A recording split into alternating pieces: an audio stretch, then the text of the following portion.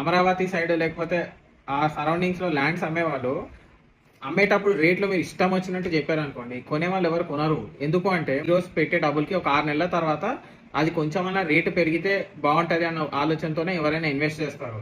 మీరు 5 ఏళ్ల తర్వాత ఈ రోజు చెప్పారనుకోండి, వాళ్ళు ఊరికైనా వడ్డీలు కట్టుకుంటూ కూర్చోడానికి కాదు కదా ల్యాండ్ తీసుకునేది. వాళ్ళందరూ కూడా ఇన్వెస్టర్స్, వాళ్ళు కూడా కొంచెం సంపాదించాలనే కదా వచ్చేది. మీరు ఏదైనా మీకు అవసరం ఉంటే ఎమర్జెన్సీకి ఏదైనా అమ్ముకుంటే కనుక అది కోట్లలో ఎక్స్పెక్టేషన్లు, మాకు కోకాపేట్ని హైదరాబాద్ ని చూసేసి వెంటనే వచ్చి కొనేస్తారు అన్న ఆలోచనలు మాత్రం అసలు ఉండకండి. మనం తాతల నాటి ఆస్తిని ఇప్పుడు అమ్ముతున్నాము కోట్లలో, కానీ ఇప్పుడు కొనేవాళ్ళు ఈ రోజున కోట్లు కోట్లు సంపాదించి వచ్చి మీ దగ్గర కొనాలి. సో చాలా డిఫరెన్స్ ఉంది. రేట్లు కొంచెం రీజనబుల్ గా భూమి మీద రేట్లు భూమి మీదే చెప్పారనుకోండి, వచ్చిన వాళ్ళు ఖచ్చితంగా భూమి కొనే వెళ్తారు, కొనకుండా రిటర్న్ వెళ్ళడు. దీనివల్ల స్టేట్ కి కూడా రెవెన్యూ జనరేట్ అవుతుంది, పెట్టుబడులు వస్తాయి. ఇప్పుడు జూన్ లో ఉన్నంత హైప్ ఆగస్ట్ లో ఎందుకని? అప్పుడు కొంచెం గవర్నమెంట్ కొత్త